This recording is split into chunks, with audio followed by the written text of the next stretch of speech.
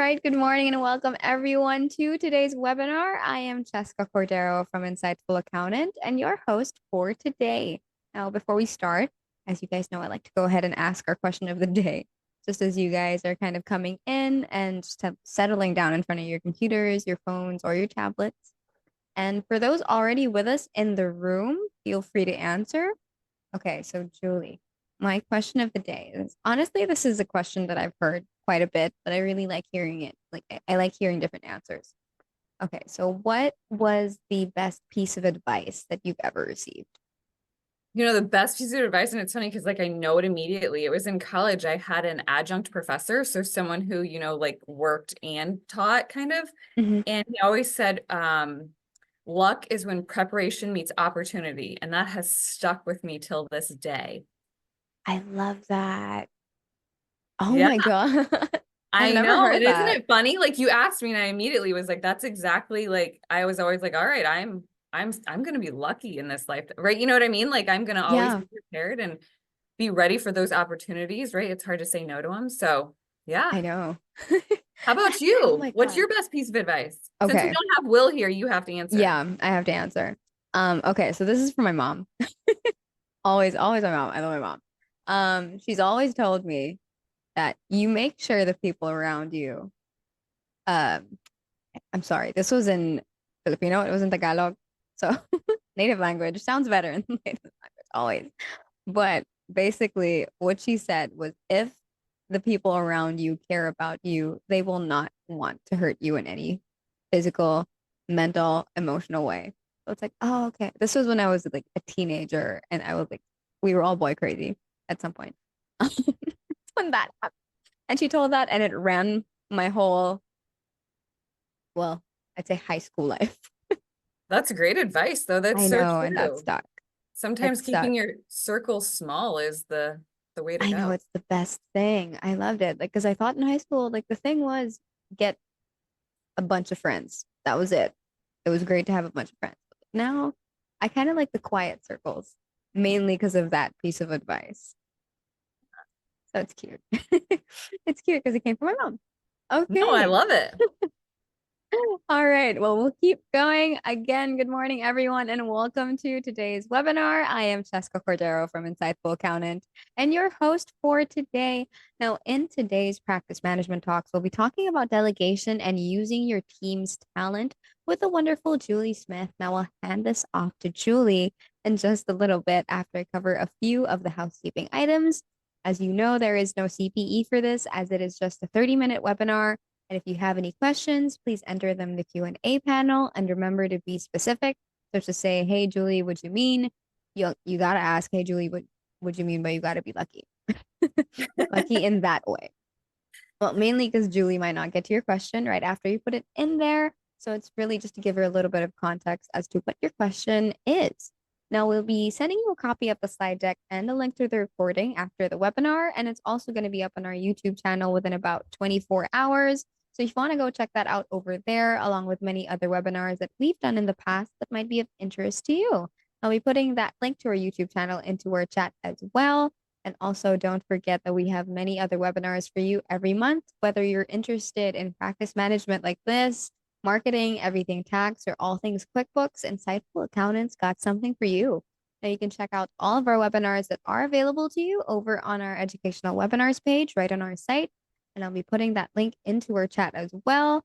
And speaking of webinars, you guys mark your calendars for Insightful Accountants App Academy session following Scaling New Heights on June 26th. So you can gain insights directly from leading companies like Guideline, Kajabra, Intuit, ViaPay, and Makers Hub. I'll be showcasing powerful solutions designed to streamline your workflow and enhance client value. So make sure to register for that. If you have not subscribed to our newsletter, join the tens of thousands of accounting professionals who rely on Insightful Accountant to keep them up to date on news and updates impacting today's accounting professional. I'll be rolling out all of the links that you need and a copy of the slide deck throughout the webinar in case you might have missed it the first time I put it up there. So remember to watch out for that in the chat. And Julie, that's actually it for me. Welcome and thanks for being here. Thank you. Well, you guys, I can't wait to dive into this. This is one of my more passionate topics. And Chaska and I were talking earlier, and one of the reasons I think, I still have Will here. He usually presents with me, but he has some family responsibilities as we all get into the summer. But, I think one of the things that delegation as we get into this is so important is how many of you have kids at home this summer where someone's got to go to camp or you're getting people from point A to point B and you have things that you have to do, in regards to your responsibility day to day. And I think, as I've gone through this and Jessica and I were really talking about it was like, we have so many things going on in our lives. And so we have to be able to delegate and empower. My name is Julie. I'm so excited to be here again this month. I'm a practice manager at Harper and Company. I founded Empower CPA. I co-host Empowering Entrepreneurs podcast and really just have a passion for this industry and how we can just make some small tweaks to help give you guys some time back into your day to be able to take those kiddos to the tennis camp, basketball camp, or whatever they're doing this summer. Maybe it's just going to the pool and enjoying, an hour with your children. The key to this is delegation. And so why does delegation matter? I think as we're building teams, we are here to, empower our team that's around us. One of the also pieces of advice that I have been given throughout my career is to hire smarter people, right? I don't want to be the smartest one sitting at the table or in the conference room. I want everyone to be smarter than me and help build this thing that we're building and help come with, because that's only going to elevate you and your firm. This helps us to increase efficiency and productivity. You guys all know we cannot scale and grow if everything is coming through our desks. We are unable, we cannot do it all. There's not 36 hours in a day. I've tried to figure out how to make that happen, but it is just not happening. But also, as you guys are leaders in your firms, you've got to focus on those tasks that bring value to the firm. Whether that's the strategic meetings, whether that's the visionary meetings, whether that's going over certain things. Sometimes when you get stuck in the business instead of running the business, it doesn't allow you to see those big picture things that are happening in the business to be able to maybe stop something, before it gets bigger. How many of you are doing something that you shouldn't be doing, but for whatever reason, you're having a hard time letting it go? I know I'm probably even guilty of this, even though I'm trying to get the kids from point A to point B all summer and trying to fit all the things in.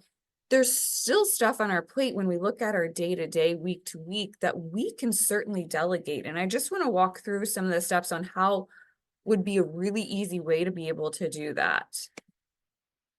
So 6 steps to creating a process. I think processes are so important when you go to delegate. It's literally taking everything that's in your brain and how you do it and putting pen to paper. I know we've done a webinar before on, how you do it and what you do with this. And I've said it many times, but the admin team is the best place to start this. They seem to really want to adopt and be elevated and empowered to be able to do some of those other things inside the firm than maybe what you're typically used to them doing. So you start with one person and delegate that down, choose the process, document it. It can be so easy as documenting is just copy and pasting snippets of the screen and putting them out there of, hey, this is how I think. First I do this, then I do this, just cutting and pasting. I would also encourage you, as you grow and scale and start to do more of these, is to have one person in charge of these processes. I know Will and I have talked about this many times, but that's also really the big key, is being able to have someone who can make them all look the same, right? So you don't have to use your brain power to be able to do that. You have someone taking your thoughts and what you're doing and making it suitable for the rest of the firm. So document it, store it, share it, and delegate it. Super simple, right? So one of the big things that, and I know I've told the story that we do in our firm is, onboarding. How many times I think in a firm does someone hold tight, whether it's the firm owner, maybe it's the practice manager, holds tight to that onboarding because only they know how to do it and only they know what they need to get. And they believe they're the only ones with the relationship. And so one free piece of advice here is when you're onboarding a new client, sell your team, not just you as an individual, right? So oftentimes we say, hey, in the onboarding process, you're probably going to talk to about 6 people on our team, because each person is in charge of a different process inside of that onboarding. And so the key to that is knowing that everyone has to do their piece and has to be held accountable and responsible in order for that onboarding to go almost seamless. And I think that's really, really important, is everyone gets to be empowered to do their task, their responsibility within that process, or else the firm doesn't succeed, right? And I think sometimes people think, oh, I just have to go in and type, this into this system. This is part of what we do, but they don't understand is that client ID matches the client ID in UltraTax, which helps tell the story of the whole client. And oh, that also has the address. If that's not correct, they're not going to be getting certain pieces. The email address isn't correct. Well, now they're not receiving our, newsletter. So every single piece in here is so important for each individual. And I think when you stop to have those conversations, and I know we're going to talk about that next, but with each individual, that really shines through. So that brings me to putting people in the right seats. And this is something that, more than processes, more than empowering, I think this is so important when you go to delegate, because you need to understand the personality of the people on your team. You need to understand their strengths, their weaknesses. What do they even like doing? They may be really good at something, but they may not enjoy it. It may not be their passion. Their passion may be something that is an opportunity.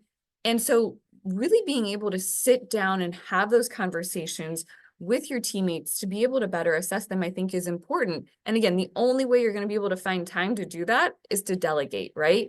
And I think that's, really, really important as well, is to be able to work inside of your business means that you have to be able to delegate, to be able to have these conversations, to be able to really figure out and hone in on your team's strengths, weaknesses, opportunities, and what does that look like? Something, I know we've talked about in the past, but have your team take a personality test. Understand how you get to talk to them and how you need to listen to them and what's important to them in their personality, so that you can make sure that they are the right fit.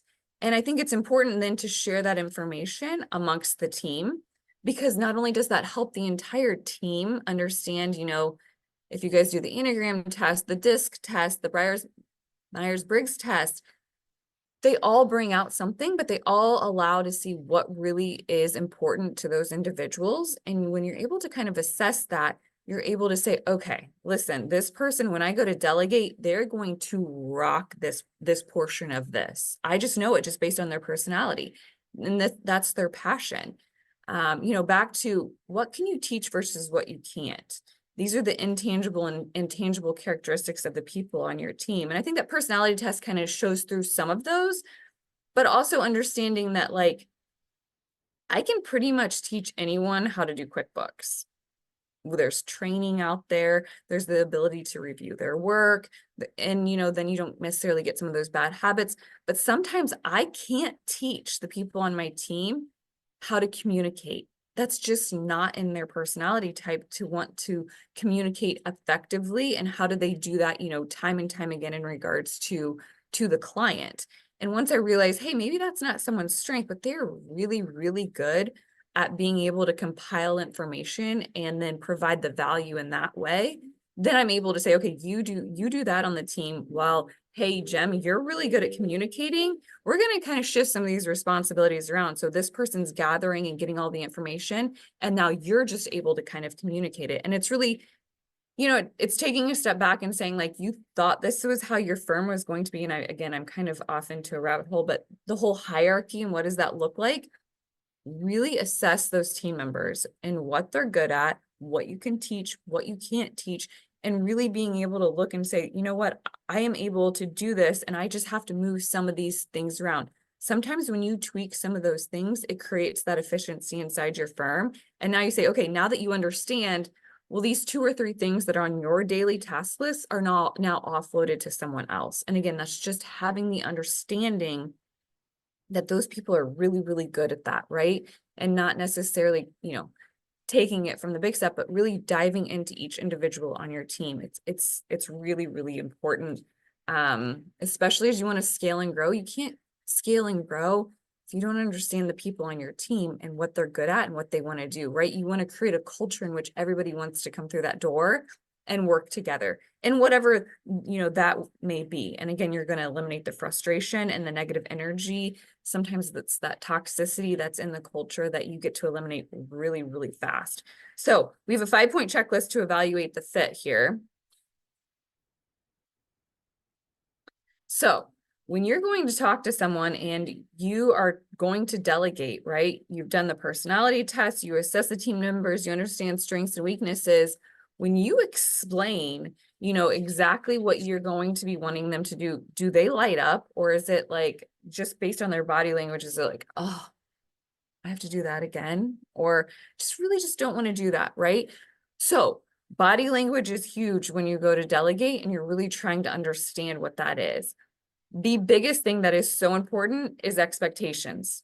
Expectations related to the position that you're hiring for and what's going to be delegated to them and into that, right? So I think once you're able to kind of set those expectations, we call them kind of like the parameters, right? Like they have to operate in between these lanes. Anything in here is what's expected of them. You just don't sometimes know on a daily, weekly, monthly basis what may fall into those lanes. And I think that, as you go through, as you start a new employee, and I know we're going to talk about that a little bit later, but as you start a new employee, they have to understand that it's going to continue in this lane. So they may only be doing this portion of the lane, but it's going to get bigger. But understanding where they fall in the organization and what that looks like, right? So it's setting the expectations for that position so that they know how to operate in those as well. And then, do they genuinely want to do the job? How many of us have hired someone who we think is going to be phenomenal on paper in their interview? They do great. You get them in to work to the actual experience and they just genuinely don't want to be there. You guys, it's toxic. They're not going to own it, right? They're not going to get the job done. You got to kind of weed that out as fast as you can and replace it with someone who is. And sometimes I find when you go to replace someone who has that kind of attitude and you look at what they're doing on a day-to-day basis, sometimes that can be absorbed back into the team, right? So you say, okay, this is what Sally was doing. These are her 5 tasks. And you go through, and as you go through this, you're saying, okay, well, actually Jim could do number 1 on Sally's list. Arthur's going to do number 2. And you kind of are able to go through it that way. Now, having that conversation to say, hey, listen, Sally just wasn't cutting it. Her negative energy, we really just didn't like that on the team. However, we see this as an opportunity for you to be able to take on task 1. They usually will light up if they're in the right position, doing the right things, and they want to own it and they want to do a good job. I think the one thing in the last, year or 2 that I've really noticed and tried to hone in and communicate effectively to the team members that we hire is the one thing that we do is we own it. So if you tell me you're going to do something, you're going to do it, but you're going to complete the whole circle in doing it. And that's something that has become really important to us as we've been able to grow and scale, is owning it. And sometimes people don't understand exactly what that means. So it's setting that expectation, reviewing their work to explain exactly what that may mean inside of your firm. The other thing, on here is, do they have a positive attitude? Taking ownership, which is kind of what I just talked about.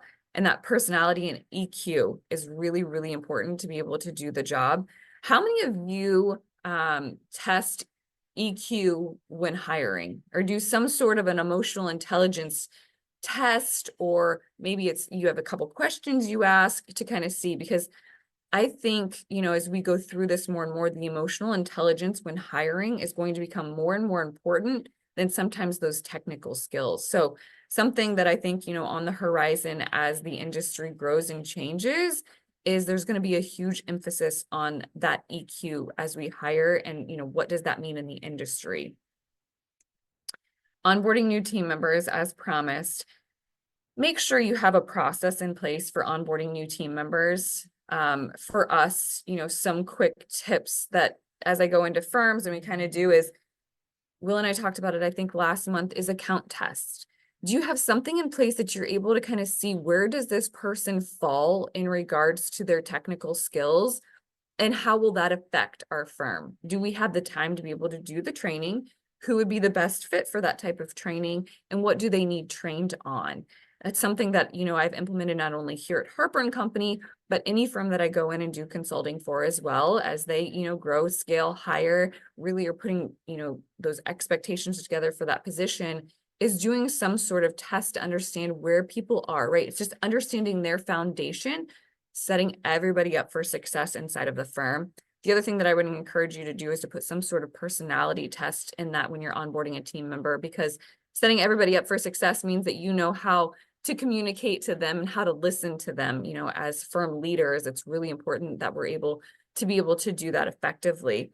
But doing those things are going to accelerate the learning curve, right? So you're going to know exactly where someone's coming in day one. You're going to know their knowledge and the personality test. I would encourage you to create some sort of playbook in regards to when you onboard your new team members that just breaks down exactly what anybody on the outside would want to know about your firm. Maybe you've had your firm for 20, 30 years. Some of those things come naturally to you, right? So you don't necessarily think about what someone coming in on the outside would want to know. And I would encourage you that as you hire new hires, ask them to edit your firm playbook, edit your employee playbook, edit your procedures, your processes, because they're the ones that are going to find the holes in what you're doing, or maybe some things that have changed. So make sure when you're onboarding new team members, you're able to accelerate that by getting all the knowledge from them that you can get to set everybody up for success, but you're also able to give them the foundation of your firm. Weekly team meetings. How many of you have weekly team meetings? Something that you stick to, you have some sort of agenda that you follow, and you are holding people accountable to showing up to those team meetings. Something that's kind of sacred to the firm. There's no other client meetings. There's nothing else that can be scheduled in that time. Something that I know, that I often go in and consult and say is do the high fives up front. Who's done something really great in the past week? Who's maybe made a breakthrough or a client relationship, found a cool tip and trick? Maybe it's in a software, but make sure that you're starting out on that positive note.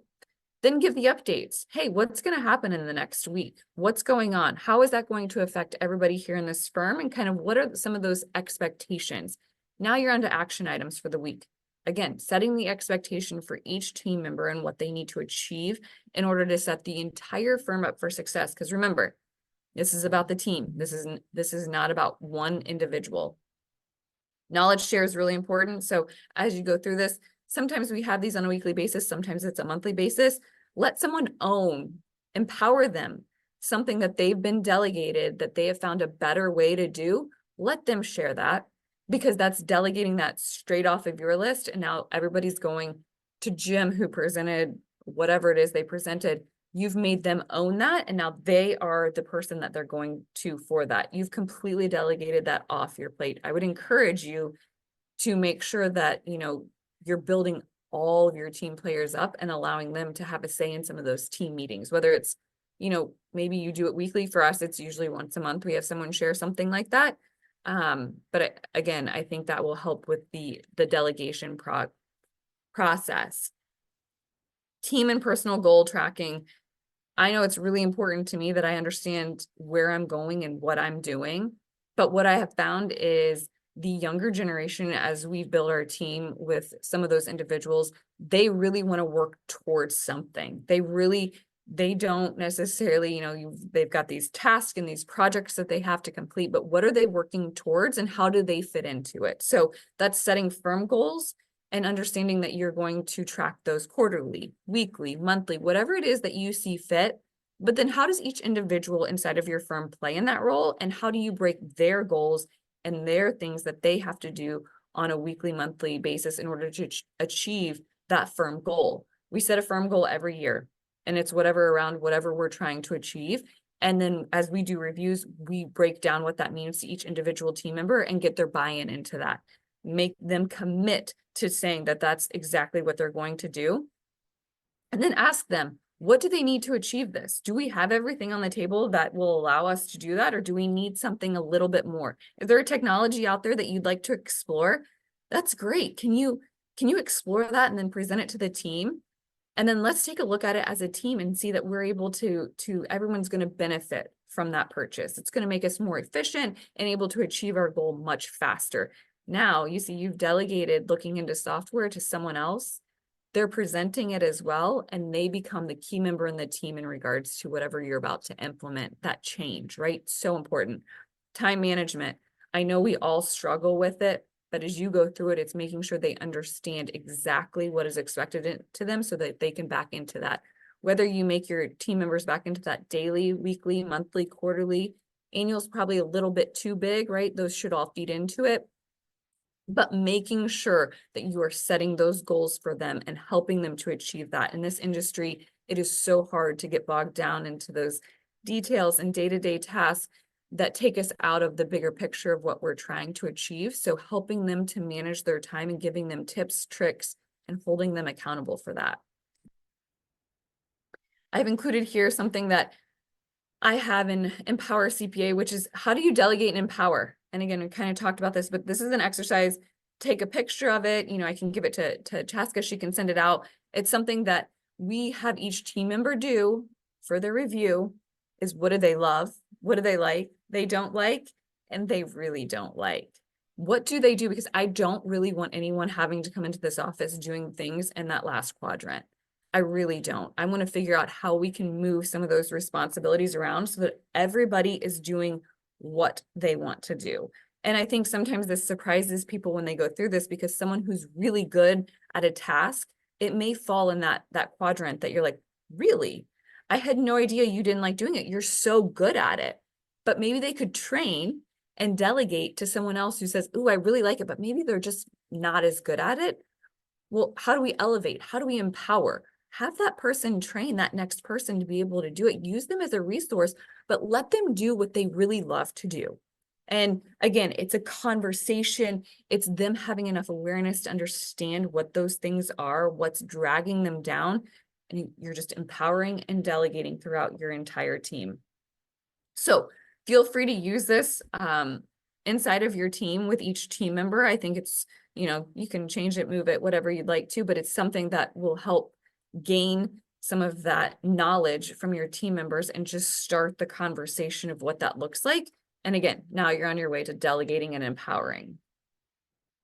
So Chaska, I cannot believe I've done this in enough time. I feel like I spoke really, really fast and I didn't even have Will's input, but the key takeaways, if you want to delegate, we've got to create some processes around what you're going to delegate. Let the delegation and that end goal of you having more time to work on the firm than in the firm, start this process, because those processes are going to allow you to create, communicate, and update and use as you go to hire, as you go to empower and delegate, use that knowledge to have those other key teammates be involved in this. Get that off your plate as well, right?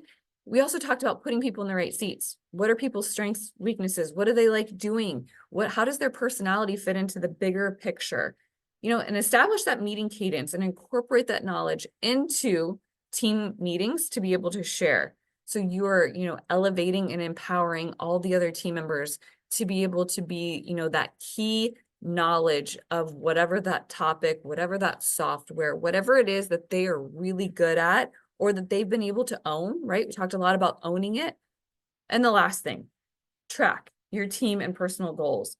Track them in your weekly meetings. Where did we fall in order to achieve this? Monthly, okay, for the month of June, this is what we've been able to achieve. And then give kudos, give high fives to who's really been working hard to achieve that, who's really improving. You really want to, you know, end on that positive note and keep bringing everybody with. So elevate and empower to delegate. Chaska, I'll give it back to you with 30 seconds left. All right. Well, you know, that's 30 seconds is enough for me. All right. Well, thanks, Julie, and everyone for taking some time out of your day to hang out with us. And right before we close out the webinar, remember that we have a variety of webinars for you every month, including Insightful Accountants App Academy session following Scaling New Heights, On June 26th, gain insights directly from leading companies like Guideline, Gajabra, Intuit, ViaPay, and Makers Hub. We'll be showing we'll be showcasing powerful solutions designed to streamline your workflow and enhance client value. And also, guys, do not forget to check out and subscribe to our YouTube channel and newsletter so you do not miss out on news and updates that impact today's accounting professional. Again, thanks for today, everybody. And Julie, thank you so much. We'll see you in next month's Practice Management Talk. Bye. Bye.